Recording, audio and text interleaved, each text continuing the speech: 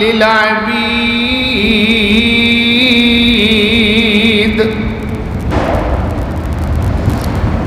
ومن الناس من يجادل في الله بغير علم. لوگوں میں سے بعض شرپسند ایسے بھی ہیں جو لوگوں سے اللہ کی ذات کے بارے میں غلط مباحثہ کرتے ہیں، بغیر علم کے، بغیر ہدایت کے، بغیر اللہ کی کتاب سے دلیل حاصل کیے، جو بڑی روشن کتاب ہے، وہ لوگوں سے خام خواہ الجھتا ہے. ثانی عطفہ لیضل عن سبیل اللہ، وہ اللہ کی راہ میں لوگوں کو گمراہ کرنے کے لیے کتاب اللہ اور راہ ہدایت سے پہلو تہی کرتا ہے. لہو فی الدنیا خزی، اس کے لیے دنیا کے اندر رسوائی ہے. وَنُذِيقُهُ يَوْمَ الْقِيَامَةِ عَذَابَ الْحَرِيقِ، اور قیامت کے دن اسے اللہ سبحانہ و تعالی آگ کا عذاب چکھائیں گے اور فرمائیں گے ذَلِكَ بِمَا قَدَّمَتْ يَدَاكَ، یہ تیرے اپنے ہاتھوں کی کمائی، تیرے اپنے کیے کرتوت کا بدلہ ہے.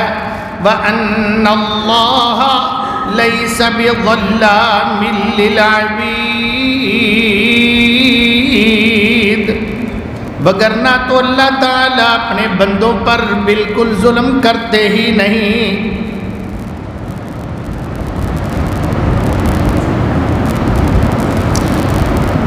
صدقت ربنا العظیم.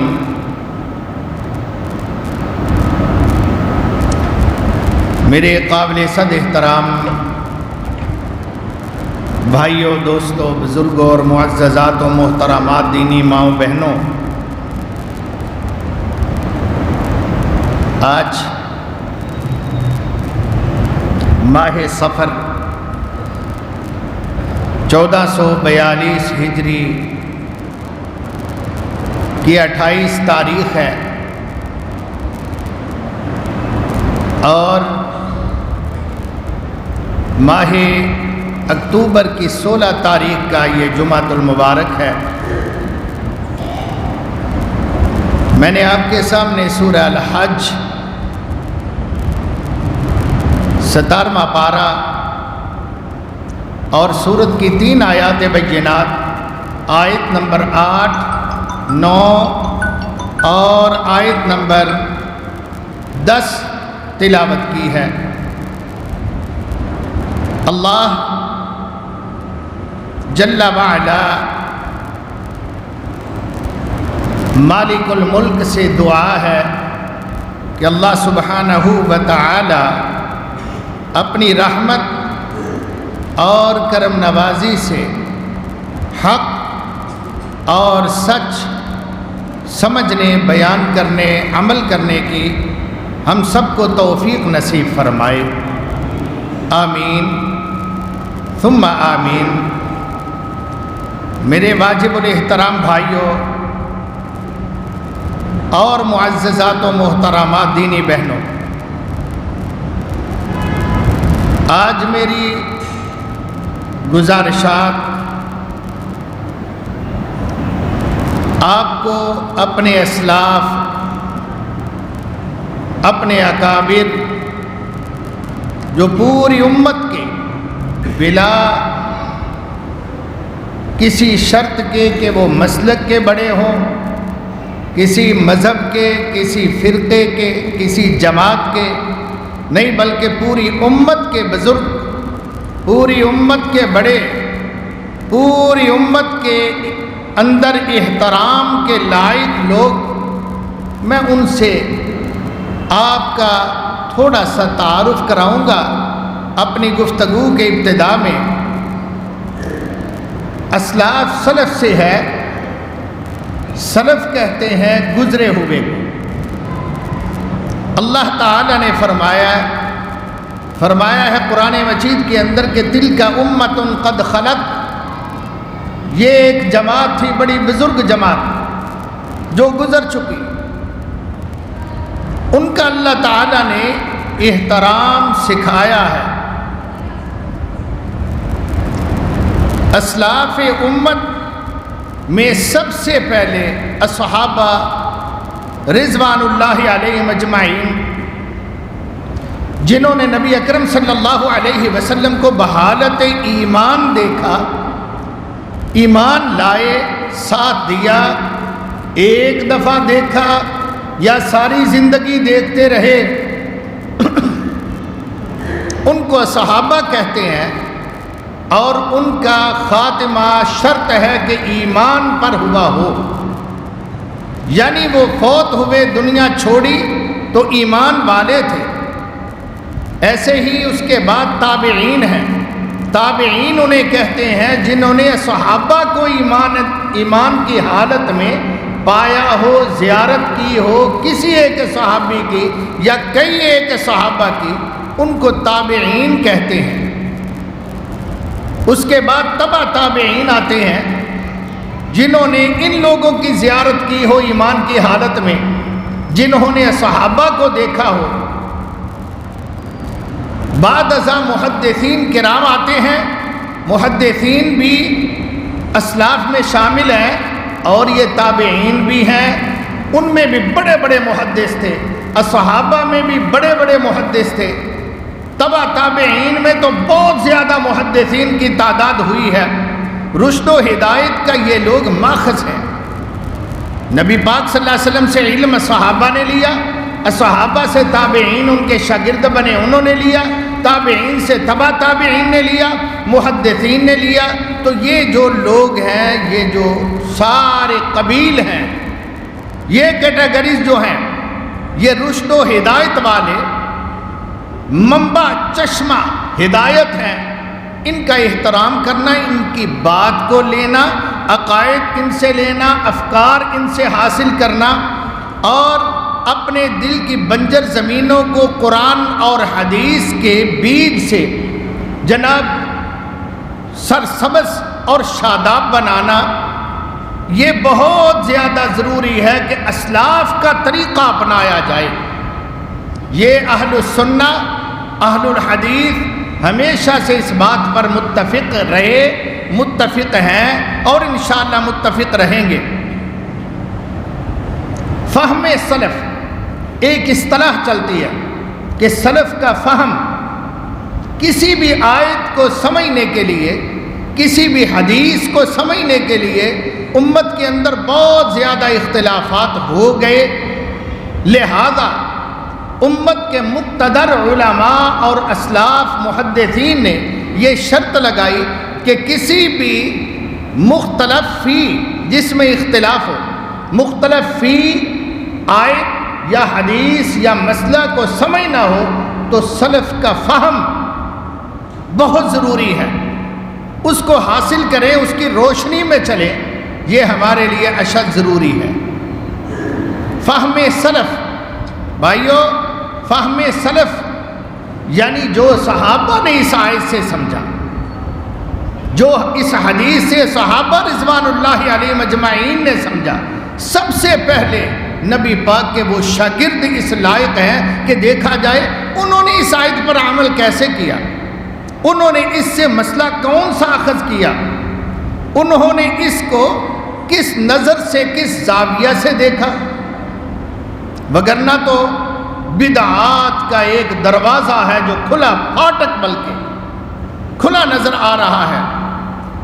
اس کو سنت کے میزان میں چاہیے بدعات کو جانچا جائے، شرک کو دیکھا جائے کہ نبی پاک صلی اللہ علیہ وسلم کا طریقہ کیا تھا۔ اگر آپ سے نہیں کوئی ملتا صراحت کے ساتھ تو صحابہ کا طریقہ کیا تھا، انہوں نے کیا اپنایا،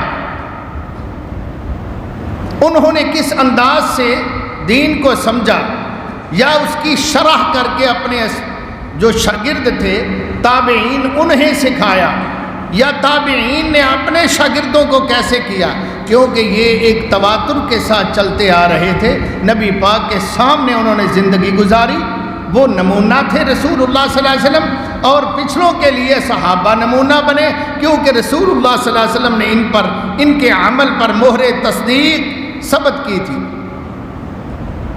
اور صحابہ نمونہ بنے تابعین کے لیے، تابعین نمونہ بنے تبع تابعین کے لیے، محدثین نمونہ بنے ہم جیسوں کے لیے، وگرنہ تو بھائیو ایک ایک لفظ کے 20 معنی ہیں۔ عربی کے اندر بہت زیادہ وسعت ہے نا، ایک ایک لفظ کے کئی معنی ہیں۔ یہ حجر ہے، پتھر کو بھی بولتے ہیں، گھوڑے کو بھی بولتے ہیں۔ ایک عین کا لفظ ہے، عین یا نون، یہ عین سورج کی ٹکیا کو بھی کہتے ہیں، اور عرب لغت کے اندر یہ چشمے پر بھی بولا جاتا ہے، پانی کا چشمہ۔ یہ آنکھ کی پتلی کو بھی عین کہتے ہیں، جاسوس کو بھی عین کہتے ہیں۔ ایک ایک لفظ کے کئی معنی ہیں۔ اور اسی طرح بعض اوقات اس کے الٹ ہے کہ چیز ایک ہے، مسمى ایک ہے، اس کے نام بہت سے ہیں۔ بعض اوقات نام ایک ہے، چیزیں بہت سی ہیں، ایک نام کی بہت سی، جیسے میں نے بتایا کہ لفظ عین چشمے کو بھی بولتے ہیں، لفظ عین سورج کو بھی بولتے ہیں، لفظ عین آنکھ کی پتلی کو، ڈیلے کو بھی بولتے ہیں، لفظ عین جاسوس کو بھی بولتے ہیں، اور بھی بہت سو پر بولا جاتا ہے۔ لفظ ایک، اشیاء بہت ساری۔ اسی طرح اس کے الٹ کہ چیز ایک اور اس کے نام بہت سارے۔ یہ شعر ہے ہمارا، شعر، اس کے لیے لیس کا لفظ بھی بولا جاتا ہے، اس کو اسد بھی کہتے ہیں، اس کو غضنفر بھی کہتے ہیں، اس کو اسامہ بھی کہتے ہیں۔ یہ سارے جو میں نے الفاظ بولے یہ شعر کے نام ہیں۔ رزام بھی شعر کا نام ہے۔ تو قابل قدر بھائیو، اس کی تعیین کے لیے، جیسے حدیث صحیح البخاری میں ہے کہ سیدنا موسیٰ علیہ السلام کی قوم جو تھی نا، وہ بے شرمی، ان کے اندر کوئی عیب نہیں تھا، یعنی ننگے ہو جاتے تھے، کپڑے اتار لیتے ایک دوسرے کے سامنے، برہنگی، کوئی برائی نہیں تھی۔ اب موسیٰ علیہ السلام شرم و حیا والے تھے، وہ نہیں کپڑے اتارتے تھے کسی کے سامنے، یہ ننگے نہانا شروع ہو جاتے، باہر نکل آتے دریاؤں نہروں سے، اور پھر باہر نکل کے آپ نے جیسے دیکھا نوجوان بھاگ کے جناب اس کے اندر پھر چھلانگ لگاتے ہیں، یہ یوں منظر ننگے سارے کرتے تھے۔ سیدنا موسیٰ علیہ السلام ایسے نہیں، یہ کہتے موسیٰ علیہ السلام جو ہے نا، ان کے کچھ جو ہے نا جسم کے خاص حصے، اس کے اندر کوئی بیماری ہے، وہ موسیٰ علیہ السلام کے خصیتین جس کو کہتے ہیں وہ پھولے ہوئے ہیں، اس لیے مارے شرم کے برہنہ نہیں ہوتی۔ حالانکہ ایسی بات تھی ہی نہیں، یہ قوم بدبخت نبی کو ننگا دیکھنا چاہتے تھے، یہ مشہور ہی اتنا کر دیا کہ عام و خاص سارے کہنے لگے، سارے ہی کہندے نہیں یار، سارے ہی کہندے نہیں، جیسے ہماری عادت ہے کہ کوئی جھوٹ چھوٹا سا چلا دے نا تو ہم یقین بڑے آرام سے کر لیتے ہیں، یار سارے ہی کہن ڈین ہیں۔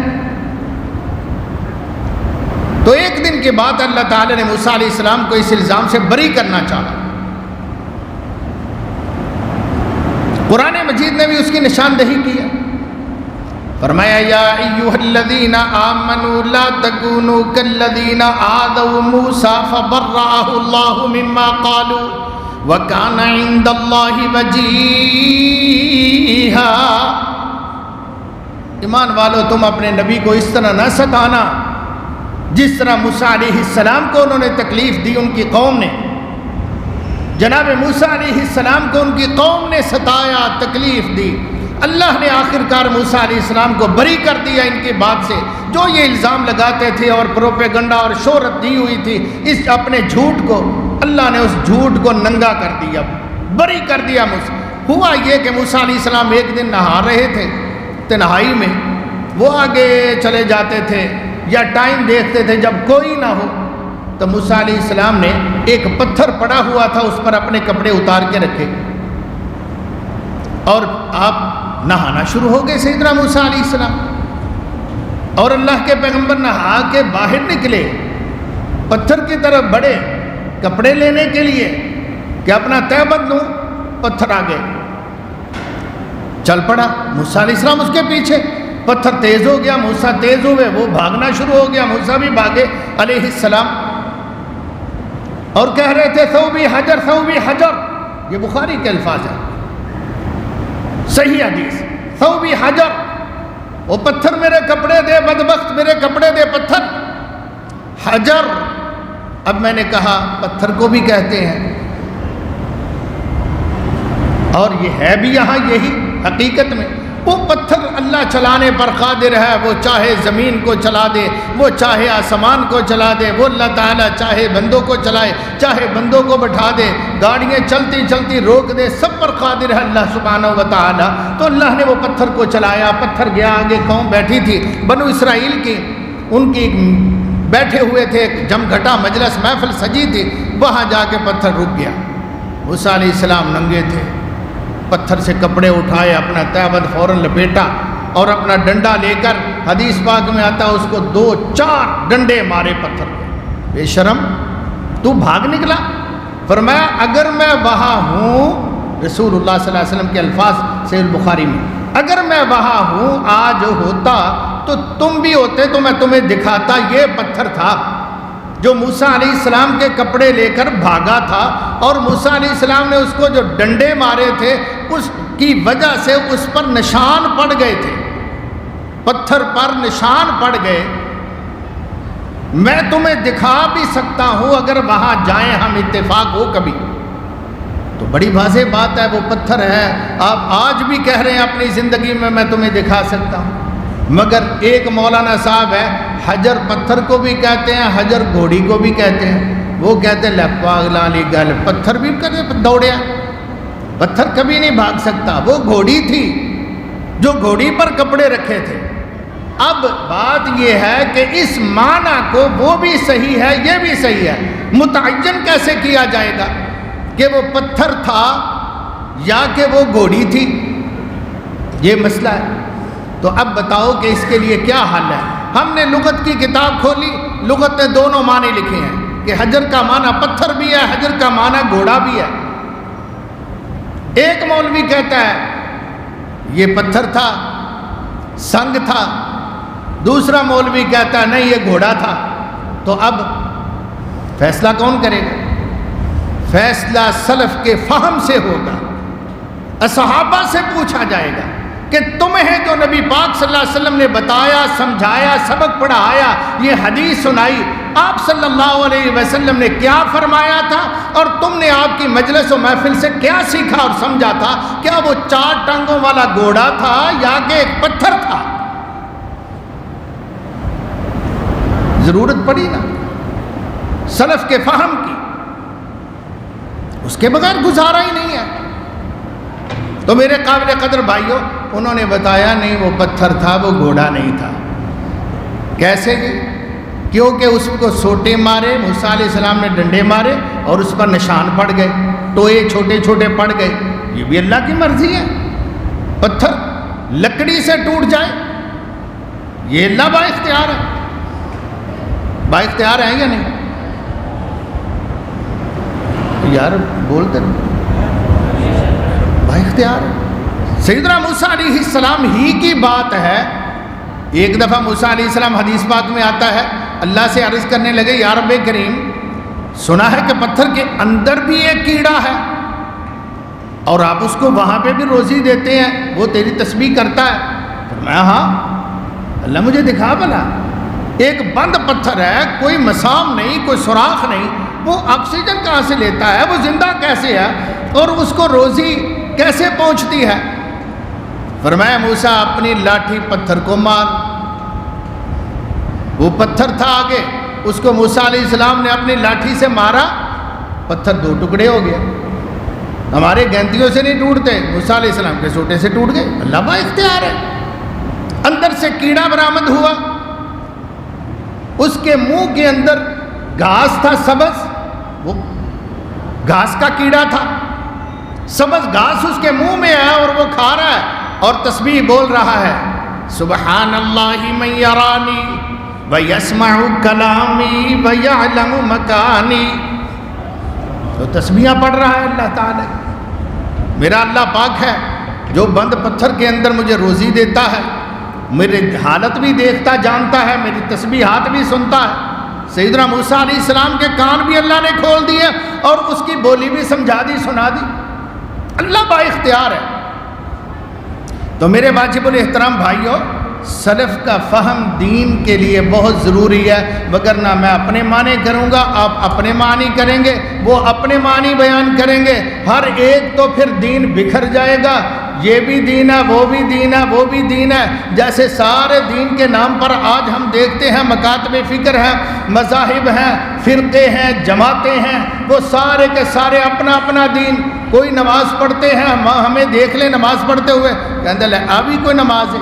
میرے ایک دوست نے بتایا کہ میرا ایک دوست ہے ایسا جی، وہ فلاں کا مرید ہے، وہ کہتا ہے نمازاں کوئی نہیں، اجنی تسی پڑھ دے، کوئی نمازاں نہیں۔ نماز وہ بڑے غیرت سے بولتا، کہتا نماز پڑھی ہوئے تو سکون کے میں بندہ کھلو کے میں جائے، تسی ڈن بن کے کھلوتے رہندے۔ اور میں نے کہا وہ کیسے پڑھتے ہیں؟ کہتا ہے وہ جدو نماز پڑھتے کرنٹ لگتا انہیں، اچھل اچھل کے زمین تو پہنتے، اچھل اچھل۔ کبھی آپ نے کرنٹ بابوں کو دیکھا ہے نا، وہ کرنٹ لگاتے ہیں، بس جھٹ کیا، او کیا پھڑک کے پیچھے ڈگا، ہاں کیا، انہوں کرنٹ مل گیا۔ وہ کہتے ہیں وہ اچھل اچھل کے زمین سے۔ اب بھائی انہوں نے دین کو یہ سمجھا۔ غلام احمد پرویز اس کو پوچھا بھائی صلاۃ کسے کہتے ہیں؟ نماز کا معنی صلاۃ ہے نا عربی میں، صلاۃ کسے کہتے ہیں؟ کہتا لغت ویکھو، لغت ویکھو۔ ہم نے لغت کھولی، کہتا کڈو صلاۃ دا چیپٹر، نکالا جہاں لفظ صلاۃ کی بات تھی، اس نے کہا چلنا پھرنا، جسم مٹکانا، جسم ہلانا، اس کو صلاۃ کہتے ہیں۔ لیکن یہ یاد رکھو ہر لفظ کے دو دو تین تین چار چار معنی ہوتے ہیں، اس اعتبار سے بھی ایک معنی ہوتا ہے لغوی، ایک معنی ہوتا ہے اصطلاحی، ایک معنی ہوتا ہے شرعی، ایک لغوی، ایک اصطلاحی، ایک شرعی معنی ہر لفظ کا، سمجھے؟ اب لفظ صلاۃ ہے، لغت نے کہا کہ جب انسان جسم کو ہلائے، اپنی ہپ کو ہلائے، اوپر نیچے ہو، تو جناب اس کو صلاۃ کہتے ہیں۔ یہ لغوی معنی ہے لغت کے اندر۔ ایک اصطلاحی معنی ہے، اصطلاح کیا ہے وہ بھی لغت نے لکھی ہے کہ اصطلاح کے اندر نماز کو کہتے ہیں جو مسلمان 5 وقت میں باوضو ہو کر قبلہ رو ہو کر ایک امام کے پیچھے ادا کرتے ہیں خاص طریقے کے مطابق جو رسول اللہ صلی اللہ علیہ وسلم سے مروی و منقول ہو۔ یہ معنی بھی لکھا ہوا ہے۔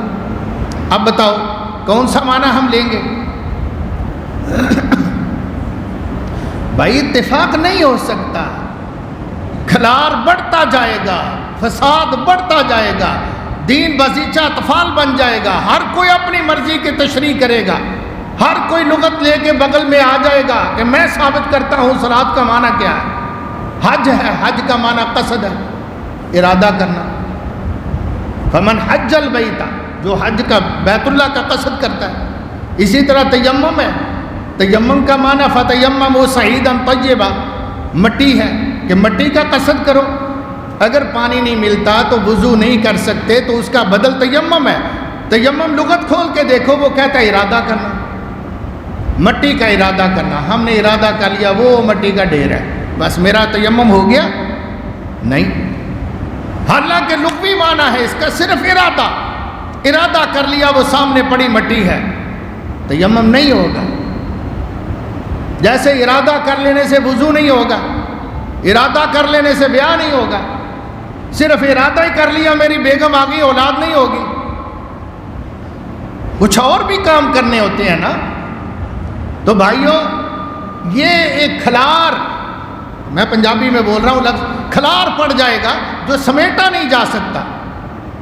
اس لیے اللہ تعالی نے اپنے ایک پیغمبر ہمیں دیے صلی اللہ علیہ وسلم، قرآن مجید کے اندر ان کو نمونہ بنا دیا، فرمایا یہ نمونہ لے لو، یہ تمہارے لیے اسوہ حسنہ ہے، یہ پیغمبر صلی اللہ علیہ وسلم تمہارے لیے ایک آئیڈیل ہے، سیمپل ہے میری طرف سے۔ صلاۃ کا معنی ہو، غلام احمد پرویز نے کہا صلاۃ کا معنی ہے جسم ہلانا، تے وہ چل دیاں پھر دیاں اٹھ دیاں بیٹھ دیاں انسان ہلتا ہے، وہ دا وجود حرکت کرتا، نماز ہو جاتی ہے، بس فارغ۔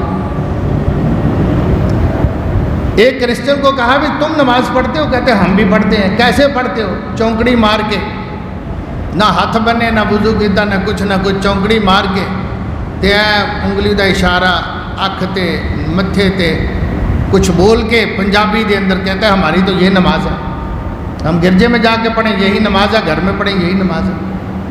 بھائی نماز صلاۃ اس کا کچھ طریقہ سیدنا محمد کریم صلی اللہ علیہ وسلم سے اخذ کرو۔ جناب وائل بن حجر صحیح البخاری کی روایت ہے، میرے قابل قدر بھائیو محبوب کائنات علیہ السلام کے پاس آئے، کہتے ہیں ہم آئے تھے، کچھ لوگ تھے، ہم 20 دن کے قریب رہے پیغمبر کے پاس صلی اللہ علیہ وسلم، دین پڑھتے رہے، دین سیکھتے رہے۔ اللہ کے پیغمبر بڑے نفسیاتی طور پہ جان لینے والے، معلومات رکھنے والے، سیانے جسے کہتے ہیں، سمجھدار تھے۔ آپ نے جب بھانپا، محسوس کیا ہماری طرف سے کہ ہمیں کچھ اداسی ہو رہی ہے، بچے یاد آ رہے ہیں، پیغمبر کائنات علیہ السلام نے فرمایا تم گھر چلے جاؤ، ہمارے مطالبے کے بغیر ہی فرمایا تم گھر چلے جاؤ، اب وہاں لوٹ جاؤ، اپنے گھر والوں کو، اپنے علاقے والوں کو دین کی دعوت دینا، وہاں جا کر ان کو سمجھانا اور ان کو نماز پڑھانا۔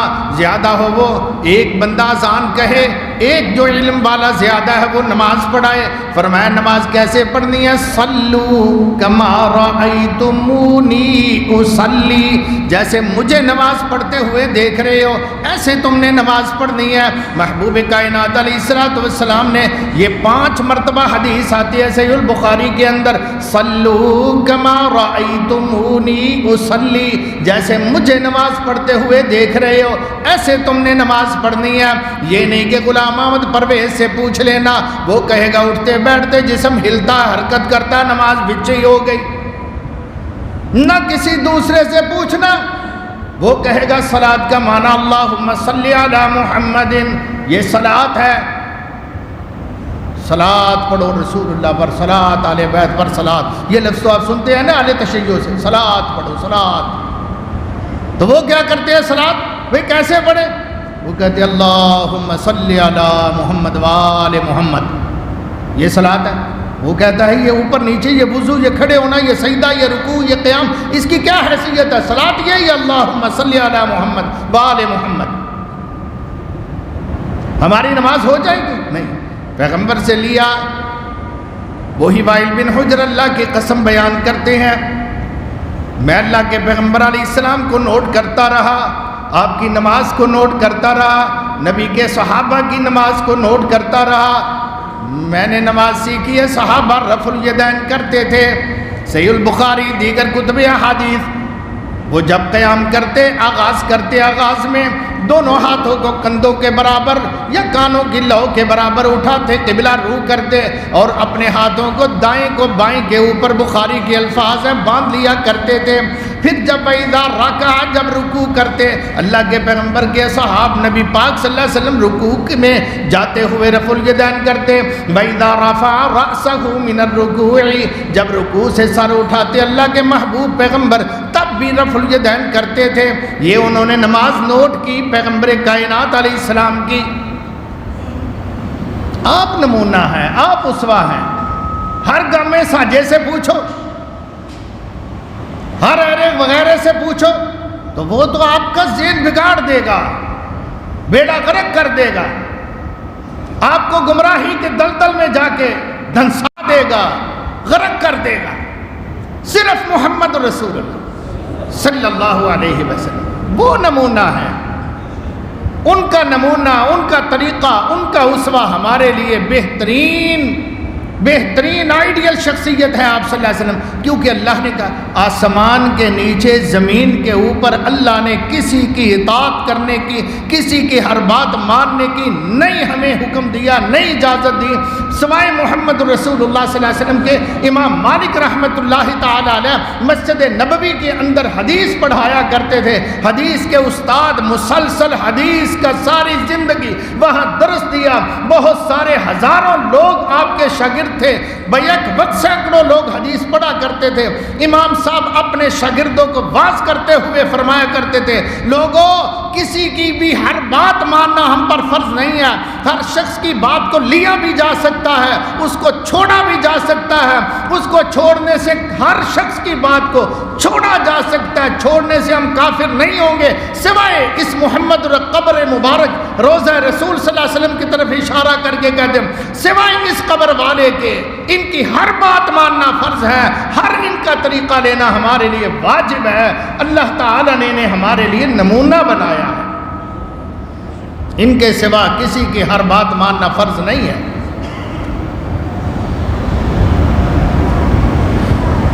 میرے بھائیوں اور میری بہنوں، تقلید کا بیڑا غرق ہو گیا۔ میں نے امام ابو حنیفہ کو لے لیا، میں ان کا مقلد ہوں، میں ان کے پیچھے جاؤں گا، جو یہ کہتے ہیں میں کروں گا۔ اس نے امام مالک کا طریقہ لے لیا، انہوں نے کہا جو یہ بزرگ کہیں گے میں وہ کروں گا۔ کسی نے امام شافعی کا طریقہ لے لیا، کسی نے امام احمد بن حنبل کو لے لیا رحمہم اللہ تعالی۔ یہ سب اللہ تعالیٰ کے پیارے تھے، اللہ ان پر رحمت کرے۔ انہوں نے بالکل نہیں کہا ہماری تقلید کرو، وہ کہتے تھے اذا صح الحدیث فہو مذہبی، جب تمہیں صحیح حدیث مل جائے میرا وہی مذہب ہے، اس کو لے لینا۔ امام ابو حنیفہ کی بات ہے رحمہ اللہ، اذا صح الحدیث فہو مذہبی، صحیح حدیث میرا مذہب ہے۔ لوگوں وہ مجھے پہنچی ہے میں نے لے لی ہے، اگر مجھے نئی حدیث پہنچی میرے بعد تمہیں حدیث ملے، تم نہ کہنا ابو حنیفہ ایسے کیا کرتے تھے، نہیں تم وہ کام کرنا جیسے رسول اللہ صلی اللہ علیہ وسلم کی حدیث سے ثابت ہو۔ کتنی واضح بات۔ ایک امام فرماتے ہیں میری بات کو دیوار پہ دے مارنا، حدیث کے مقابلے میں میری بات آئے اس کو دیوار پر دے مارو۔ ایک امام صاحب یہاں تک کہتے ہیں حدیث کے مقابلے میں میری بات اگر آ جاتی ہے اس کو لیٹرین میں پھینک دینا، اوپر سے پانی کا لوٹا بہا دینا، وہ اسی قابل ہے۔ حدیث کے مقابلے میں میری بات کوئی وقت نہیں رکھتی، وہ غلاظت کے برابر ہو گئی ہے۔ اللہ اکبر، یہ ان کا تقویٰ تھا، یہ ان کا۔ مگر بعد والوں نے کیا کہا؟ دین بگڑ گیا، مختلف گروہ بن گئے، شافعی، مالکی، حنبلی، حنفی، پھر اس سے آگے سلسلے یہ تصوف کے نکلے، چشتی، قادری، اجمیری، سہروردی، اس سے پھر آگے کئی نکلے، رضوی، سیالوی، فلانا فلانا، لا تعداد یہ سلسلے ہیں۔ اور کہا جاتا ہے کہ کسی ایک امام کی تقلید کرو گے تو بچ سکو گے، وگرنہ نہیں، گمراہ ہو جاؤ۔ لا حول ولا قوت الا باللہ۔ اللہ نہ یہ قرآن میں ہے نہ حدیث میں ہے۔ اللہ تعالیٰ کے قرآن نے جب بھی کہا ہے اطیعوا اللہ و اطیعوا الرسول، اطیعوا اللہ و اطیعوا الرسول، اطیعوا اللہ و اطیعوا الرسول، کسی اور کا نام نہیں لیا۔ اطاعت واجب ہے تو صرف اللہ رسول کی، کلمے میں نام ہے تو صرف اللہ رسول کے، لا الہ الا اللہ محمد الرسول اللہ۔ فلانا امام، فلانا پیر، فلانا مرشد کوئی نہیں ہے۔ اذانوں میں منادیاں ہیں اشہد ان لا الہ الا اللہ، اشہد ان محمد رسول اللہ۔ نماز کے اندر الحمدللہ، السلام علیکہ ایھا النبی، اللہم صلی علی محمد صلی اللہ علیہ وسلم، کسی اور کا نام ہی نہیں ہے۔ لوگوں ہم پر اطاعت واجب ہے تو صرف سیدنا محمد الرسول اللہ کی واجب ہے، صلی اللہ علیہ، اور کسی کی نہیں، نہ میرے بزرگ کی، نہ اس کے بزرگ کی، نہ تیرے بزرگ کی، نہ کسی اور کی۔ یہ سارے کے سارے امام بنتا ہی تب ہے جب محمد رسول اللہ کی اطاعت کرے۔ پیر پیر کہلانے کے لائق تب ہوتا ہے جب اللہ کے نبی کا تابع دار ہو، وگرنہ تو شیطان بھی بڑا پیر ہے۔ اب پیر کا لفظ بھی لے لو، پیر فارسی میں بوڑھے کو کہتے ہیں، پیرانا سالی بولتے ہیں، بوڑھا اس کو پیر کہتے ہیں۔ اچھی جب منڈیا کھنیا دستار بندی پیو مر جائے گدی نشین تو بچیاں دی دستار بندی کر کے انہیں پیر صاحب حالہ ینگ ہوں۔ تو بھائیو یہ لغوی معنوں کی بات نہیں ہے، بات شرعی معنوں کی کرو بس۔ قرآن و حدیث کو اپنے لیے مشعل راہ بناؤ، دلیل بناؤ۔ ہوتے ہوئے مصطفیٰ کی گفتار، مت دیکھ کسی کا قول و کردار۔ جب اصل ملے تو نقل کیا ہے، عقل کا ایمان میں دخل کیا ہے؟ اپنی مرضی کاہے کی؟ مرضی تو چلے گی اللہ کی یا اس کے رسول صلی اللہ علیہ وسلم کی۔ اب ایک بہت بڑے بزرگ وہ لکھتے ہیں، جامع ترمذی کے اوپر ان کی تقریر ترمذیہ شیخ الہند کا نام ہے، بڑا ہوتا ہے، بڑی ڈگری ہے ان کے پاس، شیخ الہند۔ وہ ایک مسئلے میں بحث کرتے ہیں، امام ابو حنیفہ رحمۃ اللہ تعالی علیہ اور امام شافعی رحمۃ اللہ تعالی علیہ، دونوں بزرگوں کا ایک فتویٰ علیحدہ علیحدہ ہے، ایک کا فتویٰ یہ ہے، ایک کا فتویٰ یہ ہے، دونوں متضاد ہیں۔ اب وہ بحث کرتے ہیں، وہ چونکہ حنفی مکتب فکر سے تعلق رکھتے تھے یہ بزرگ، اب بحث کرتے ہیں کہ امام ابو حنیفہ کی بات درست ہے یا امام شافعی کی بات درست ہے۔ انہوں نے علمی بحث کی، عربی کے اندر ہے، اور جامع ترمذی عرف شذی والی جو چھپی ہے الحمدللہ ہمارے پاس موجود ہے، اس کے صفحہ 35 پر ہے، غالباً ہے انشاءاللہ، صرف صفحے کا میں تھوڑا محتاط بول رہا ہوں، وگرنہ عبارت کے اندر کوئی فرق نہیں ہوگا، پورے ذمہ داری سے عرض گو ہو۔ وہ بحث کرتے ہیں کہ کس کا موقف صحیح ہے، امام ابو حنیفہ کا یا امام شافعی رحمہم اللہ تعالی، اللہ دونوں پر رحمت فرق، کس کا صحیح ہے؟ لمبی بحث کرتے ہیں، ان کے دلائل یہ ہیں، ان کے دلائل یہ ہیں، ان کے دلائل یہ ہیں، ان کے دلائل یہ ہیں، وہ اس دلیل کا جواب یہ دیتے ہیں، یہ اس کا جواب یہ دیتے ہیں، لمبی بحث کر کے آخر میں رزلٹ کیا نکالتے ہیں؟ فرماتے ہیں الحق والانصاف، الحق والانصاف، حق اور انصاف اگر پوچھو تو ان ترجیح للشافعی، دلائل کے اعتبار سے امام شافعی کے مذہب کو ترجیح ہے، ان کے دلائل قوی ہیں، وہ کتاب و سنت پر مبنی ہے۔ امام ابو حنیفہ رحمہم اللہ تعالی، ان کے مقابلے میں امام شافعی کے دلائل زیادہ مضبوط ہیں، ولیکن نحن المقلد یجب علینا تقلید امامنا ابی حنیفہ، لیکن ہم چونکہ امام ابو حنیفہ کے مقلد ہیں اس لیے ہمارے لیے ان کی اطاعت واجب ہے، یجب علینا، ہم پر واجب ہے، تقلید امامنا ابی حنیفہ، ہمارے امام ابو حنیفہ کی، ہم نے چونکہ ان کی تقلید کا دامن تھاما ہوا ہے اس لیے ہم سچے وہ ہیں، ان ترجیح للشافعی۔ تو یہ کیا ظلم نہیں ہے؟ یہ کیا گمراہ نہیں ہو جائیں گے ہم ایسے؟ کیا ہم راہ راست سے بھٹک نہیں جائیں گے؟ کیا امام ابو حنیفہ رحمۃ اللہ تعالی علیہ بزرگی اپنی جگہ، علم اپنی جگہ، فقاہت کو سلام، بلا شک وہ ایک بڑے قد آور دین کے اندر علمی شخصیت ہوئے، لیکن کیا ان پر وحی آتی تھی؟ کبھی جبرائیل آئے تھے ان پر؟ کوئی قرآن کی آیتیں ان پر بھی اتری ہیں؟ یا کوئی حدیث اللہ تعالیٰ نے کلمے میں ان کا نام نمازوں میں، اذانوں میں، کوئی یا کسی آیت میں کہا ہو کہ ان کا بھی بڑا مقام ہے؟ اور دوسرے بزرگ امام شافعی جو بہت بڑے محدث ہیں، بہت بڑے محدث عالم دین ہیں، ان کے متعلق تعصب کا حال یہ کہ لکھنے والوں نے یہاں تک کہہ دیا جھوٹی حدیثیں بنا لی، استغفر اللہ، جھوٹی حدیثیں گھڑ لی اسی کو ڈیگریڈ کرنے کے لیے، گرانے کے لیے ذہنوں سے۔ کہا جی رسول اللہ صلی اللہ علیہ وسلم نے فرمایا تھا، لا حول ولا قوت الا باللہ، جھوٹ بولنے لگا ہوں، سچ نہ سمجھ لینا، صرف جھوٹ نقل کر رہا ہوں، میرا نہیں ہے یہ قول مقولہ، میرا نہیں ہے جو بولنے لگا ہوں، میں آپ کو پہلے باخبر اس لیے کر رہا ہوں، یہ جھوٹ ہے۔ کہہ کیا رہے ہیں؟ رسول اللہ صلی اللہ علیہ وسلم نے فرمایا تھا کہ ایک شخص آئے گا میرے بعد، اس کا نام محمد بن ادریس ہوگا، اور وہ میری امت کے لیے ابلیس سے زیادہ خطرناک ہوگا، نقصان دہ ہوگا۔ اور محمد بن ادریس کس کا نام ہے؟ کس کا نام ہے بھائیو پتہ ہے؟ امام شافعی کا۔ توبہ استغفر اللہ، خاک یہ بولنے والے کے منہ میں نقل کفر نہ باشد۔ امام شافعی کو کہا وہ ابلیس سے زیادہ بدتر ہے، میری امت کے لیے نقصان دہ ہے۔ یہ ہے فرقوں کی تباہی، فرقہ واریت کی تباہی،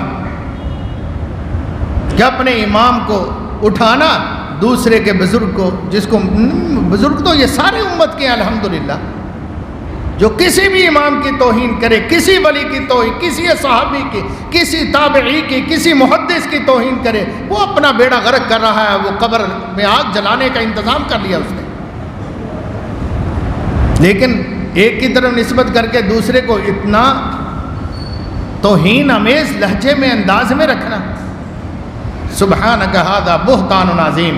اللہ کی قسم، اس بندے نے جہنم لے لی ہے، جس کا یہ مقولہ ہے، جو یہ نقل کرتے ہیں، جو یہ آگے لوگوں میں پھیلاتے پہنچاتے ہیں، ان ساروں نے دوزخ لے لی۔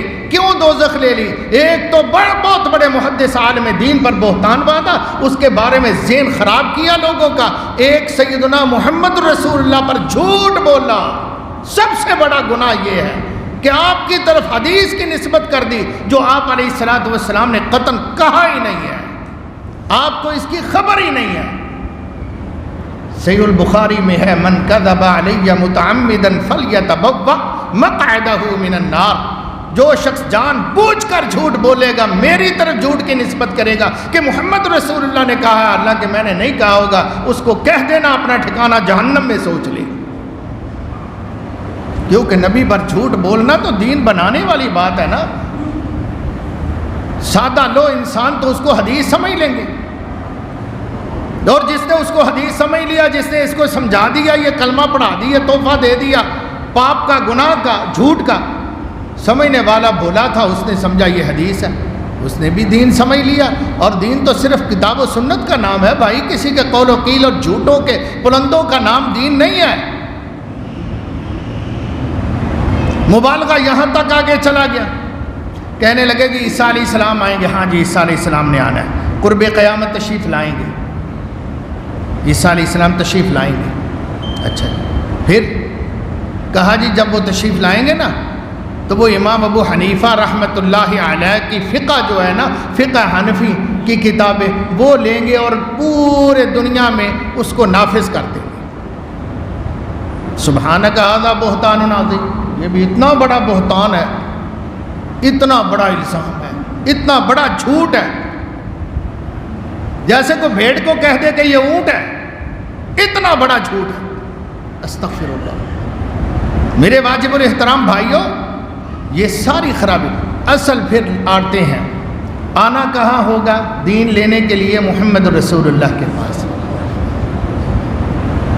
کسی کے اچھے خیالات بھی ہوں، اچھے فیصلے بھی ہوں، اس کا نام دین نہیں ہے۔ حدیث پاک میں آتا ہے، اگر کسی بے علم سے کسی نے مسئلہ پوچھ لیا یا عالم سے پوچھ لیا، کہہ لیں اس کو اس مسئلے کا علم نہیں تھا۔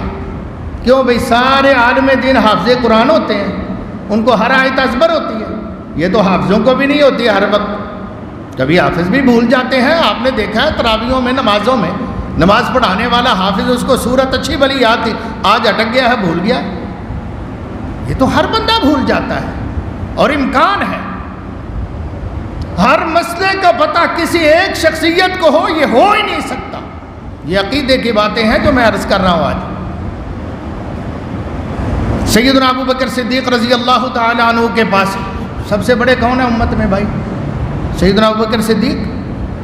یہی ہے نا الحمدللہ اہل سنت کا عقیدہ، اہل الحدیث ہوں، دیوبندی ہوں، بریلوی ہوں، یہ تینوں مکتب فکر جو ہیں یہ اہل سنت کہلاتے ہیں۔ اہل سنت کا متفقہ عقیدہ ہے الحمدللہ۔ پوری امت میں سب سے اونچی شان محمد کریم صلی اللہ علیہ وسلم کے بعد امتیوں میں سب سے اونچی شان سیدنا ابو بکر صدیق کی ہے رضی اللہ تعالیٰ۔ اسی لیے ابو بکر صدیق کو مصلی پر کھڑا کیا، فرمایا مروا ابا بکر فلی، نہیں اٹھا جا رہا، 3 دفعہ ہمت کی مگر ہر مرتبہ غشی آ جاتی تھی، صحیح مسلم کی حدیث ہے، آپ گر جاتے تھے۔ پھر جب پانی کے چھینٹے مارے جاتے، ہوش کرایا جاتا، آپ کا سب سے پہلا سوال ہوتا اصل الناس، نماز پڑھ دی لوگوں نے؟ لا ہم ینتظرونک یا رسول اللہ، اللہ کے پیغمبر انتظار کر رہے ہیں، سب بے تاب ہے آپ کی تکلیف میں، بہت زیادہ صحابہ کو پریشانی ہے، دکھ ہے۔ بلال بار بار آتے ہیں دروازے پر الصلاۃ الصلاۃ کہتے ہوئے، جا کے چپ کر کے بیٹھ جاتے ہیں، آنسو گراتے ہیں۔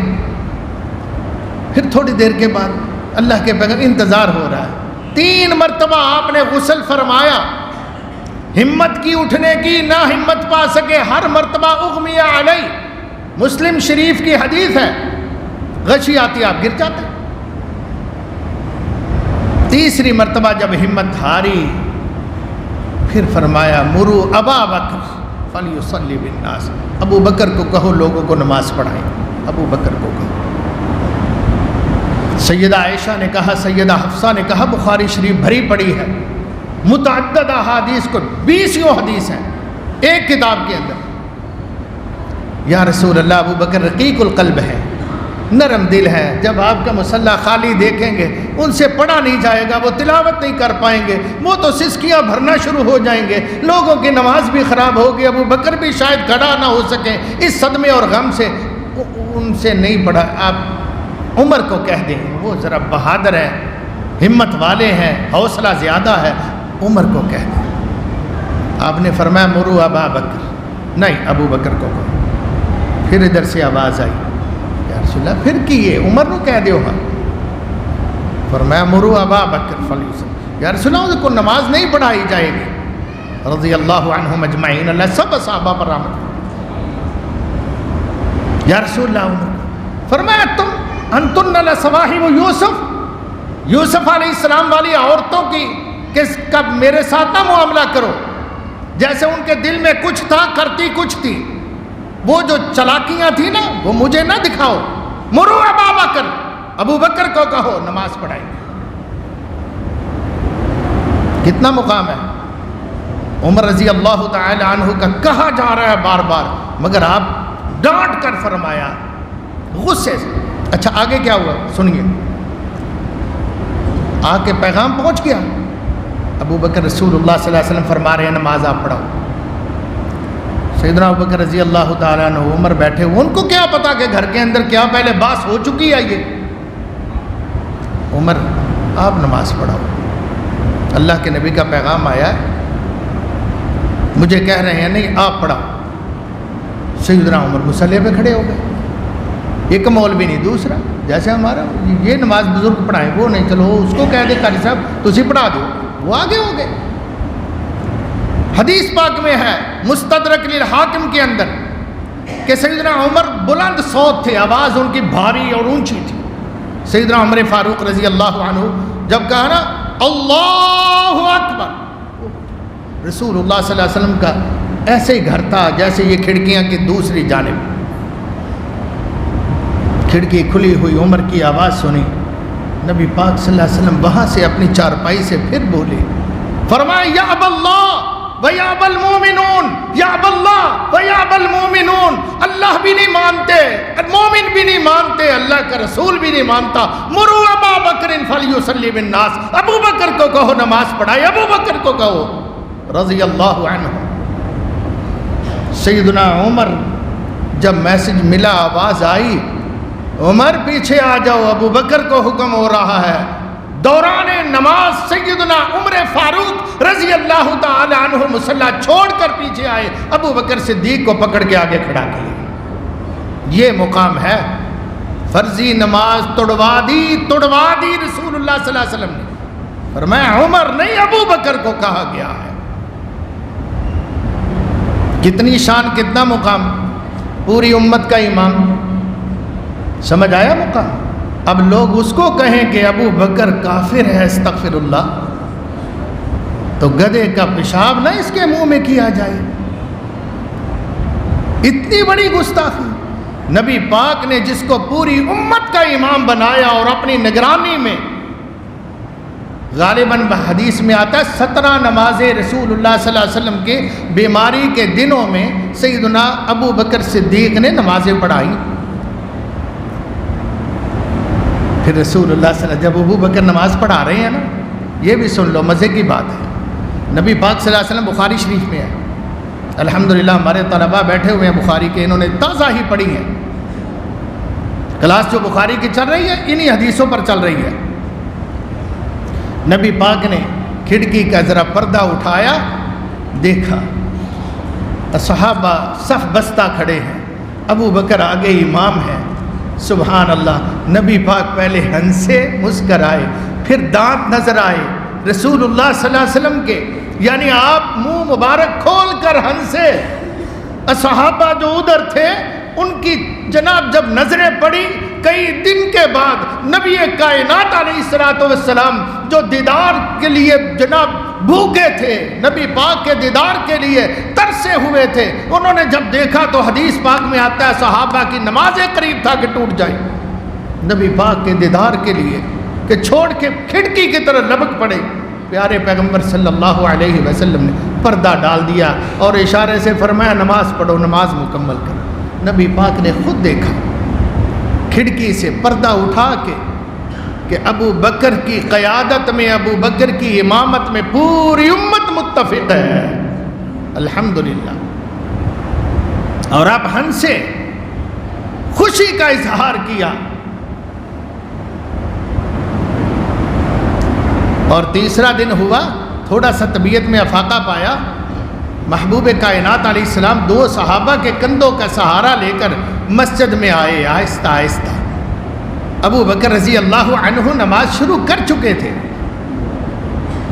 ایک سیدنا عباس تھے، ایک سیدنا علی تھے رضی اللہ تعالی عنہما، ان کے کندھوں کا سہارا لیا ہے انہوں نے، اپنے رسول اللہ کے بازو صلی اللہ علیہ وسلم اپنے کندھوں پر ڈالے ہوئے، گویا پورا وزن نبی پاک کا انہوں نے اٹھایا ہوا ہے دائیں بائیں سے۔ اور حدیث پاک میں آتا ہے وَقَدَمَاهُ تَخُطَّانِ، رسول اللہ کے قدم مبارک زمین پر لکیریں بناتے ہوئے آ رہے تھے، یعنی پاؤں اٹھا کر نہیں آپ چل سکتے تھے، ٹیڑھے پاؤں کے ساتھ اس طرح وہ گھسٹتے ہوئے پاؤں آ رہے تھے اور زمین پر لکیریں بن رہی تھی الٹے پاؤں کی۔ یہ تکلیف کے دن تھے، وہ آخری مرتبہ رسول اللہ صلی اللہ علیہ وسلم آئے، بخاری میں ہے آپ علیہ السلام اس کے بعد منبر پر نہیں بیٹھے،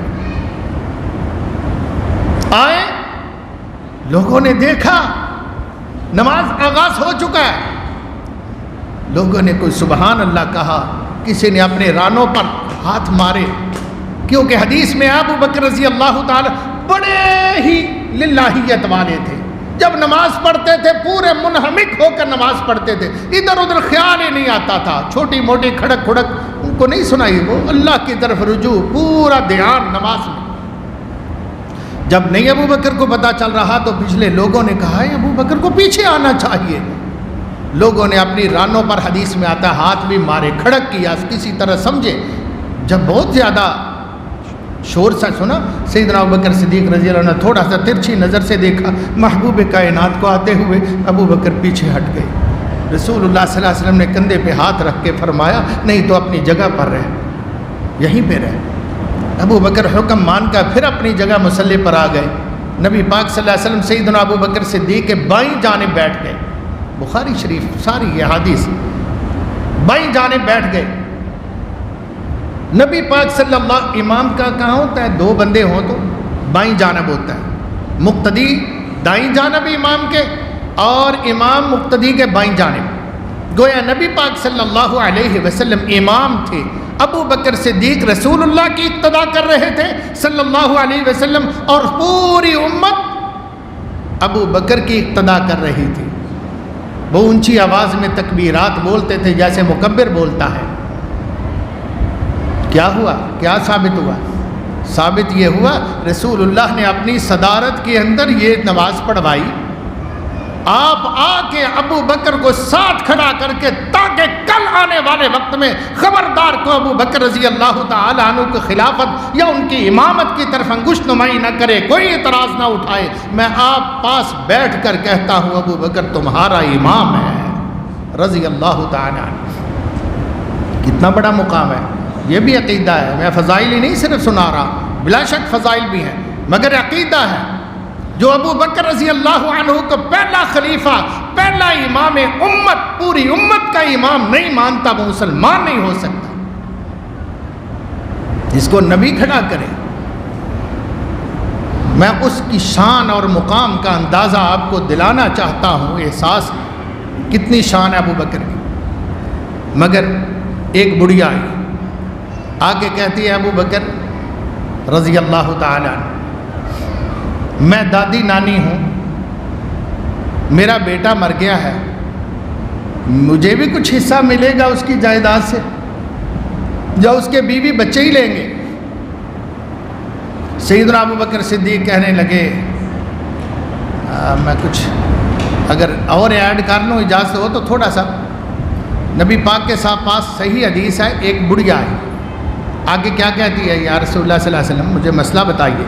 نبی پاک نے مسئلہ بتایا اور اس کے بعد وہ کہتی ہے اللہ کے پیغمبر اگر میں پھر آؤں اور آپ نہ ہوں، آپ فوت ہو چکے ہوں، تو میں پھر مسئلے کس سے پوچھوں گی؟ ساتھ رو پڑی اور ساتھ یہ بولی اللہ کے پیغمبر اب تو ضرورت پڑتی ہے آپ کی خدمت میں آ کے دل کی بات کر لیتے، جب آپ نہیں ہوں گے تو پھر کس سے مسئلے پوچھیں؟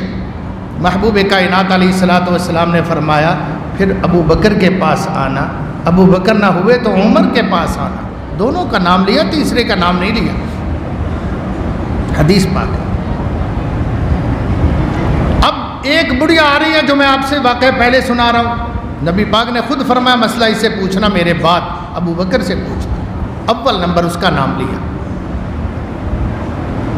وہ کہتی ہے ابو بکر رضی اللہ تعالیٰ عنہ میرے لیے بھی کوئی حصہ ہے میرے بیٹے کی جائیداد سے؟ سیدنا ابو بکر صدیق تھوڑی دیر سوچنے کے بعد کہتے ہیں نہیں، تیرے لیے کوئی حصہ نہیں ہے، ترکے سے، مرنے والے کے ورثے سے جائیداد تیرے لیے کوئی حصہ نہیں ہے، دادی کا گویا حصہ نہیں ہے۔ ساتھ فرمانے لگے ویسے میں پتہ کراں گا مزید صحابہ کو لو، مزید پوچھوں گا، ممکن ہے مجھے کسی مسئلے کا غلطی لگ جائے تو میں پھر فائنل پھر بتاؤں گا۔ چلی گئی بڑھیا۔ سیدنا ابو بکر صدیق نے صحابہ کو اگلی محفل میں جب جمع ہوئے پوچھا یار کو دادی دا بھی حصہ ہے؟ تو صحابہ نے کہا جی کیوں نہیں، چھٹا حصہ اللہ کے پیغمبر صلی اللہ علیہ وسلم نے مرنے والے کی جائیداد سے چھٹا حصہ دیا ہے۔ کہنے لگے اوے میں تو پھر یار ایک بڑھیا آئی تھی بیچاری، میں تو پھر اس کو کہہ بیٹھا ہوں کہ نہیں کوئی حصہ تیرا، وہ ڈھونڈو اس کو۔ سیدنا ابو بکر صدیق نے انتظام کیا، آپ کہاں کی رہنے والی تھی، کدھر سے آئی، کوئی جانتا ہے، کل آئی تھی، یہ ٹائم تھا، یہ وقت تھا، ایسا اس کا حلیہ تھا، ایسی عمر تھی۔ اللہ اکبر، اس کو جا کے ڈھونڈ کے بتایا مجھے غلطی لگی ہے اماں جان، مجھے غلطی لگی ہے، آپ کا حصہ شریعت میں بنتا ہے، چھٹا حصہ ہے، صحابہ نے مجھے کنفرم کیا، مجھے پتہ نہیں تھا، میں اللہ سے معافی مانگتا ہوں، آپ کا یہ حصہ بنتا ہے۔ کیا ثابت ہوا؟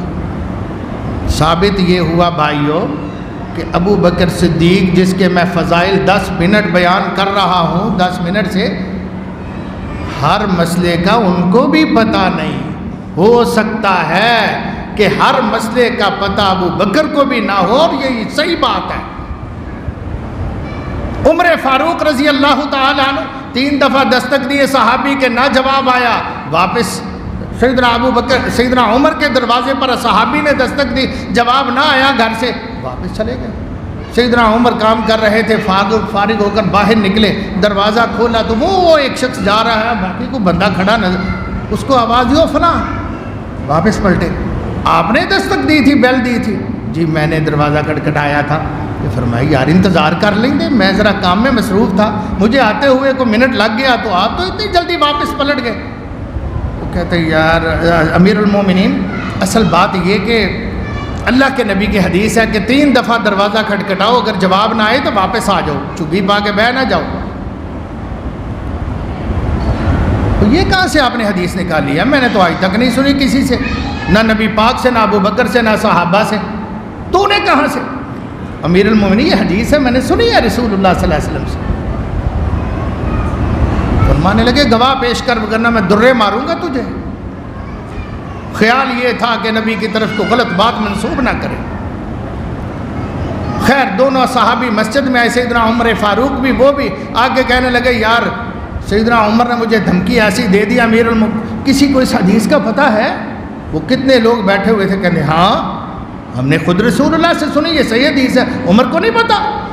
کہنے یار انہوں نے تو مجھے کہا تجھے میں کوڑے ماروں گا اگر نہ ثبوت پیش کیا، گواہ نہ دکھایا تو یار کوئی گواہی دو، میری تو جاں بخشی ہو نا۔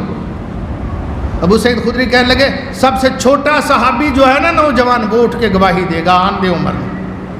گواہی دی، سیدنا عمر کا سر نیچے ہو گئی، یار اللہ دی قسم ہے، میں نے اس مسئلے کا پتہ ہی نہیں ان تک۔ عمر فاروق کہہ رہے ہیں مجھے پتہ ہی نہیں اس مسئلے کا۔ سیدنا کعب بزرگ صحابہ سے تھے، کہنے لگے امیر المومنین اپنی امارت کی حد بندی کرو، نبی کے بزرگ صحابہ کو آپ دھمکایا نہ کرو، مسئلے کا تجھے پتہ نہیں ہوتا اور دھمکی ہمیں دیتے ہو۔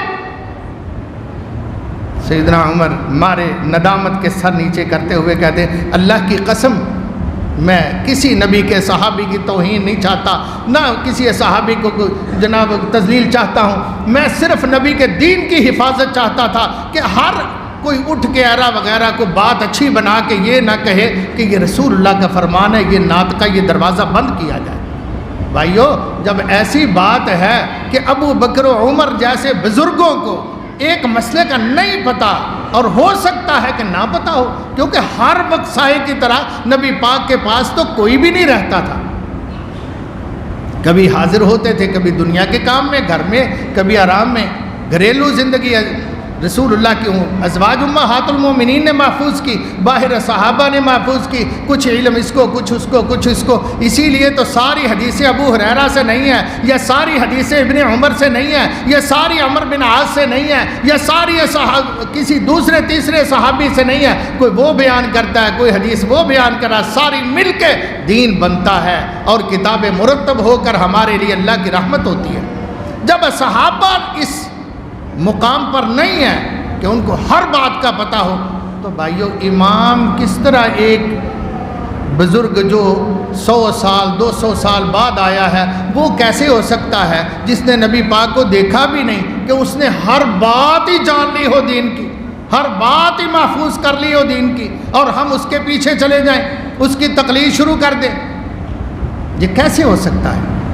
اس لیے میں آخر میں بولتا ہوں ختم نبوت جس کی رسالت، ختم نبوت جس کی رسالت رب عرش کا جو مہمان بھی ہے، بعد اللہ انسانوں میں وہ سب سے بڑا انسان بھی ہے، ان کے ہوتے ہوئے اور کسی کی کیوں کر ہم تقلید کریں، جبکہ پاس ہمارے رسول اللہ کا قول بھی ہے، قرآن بھی ہے۔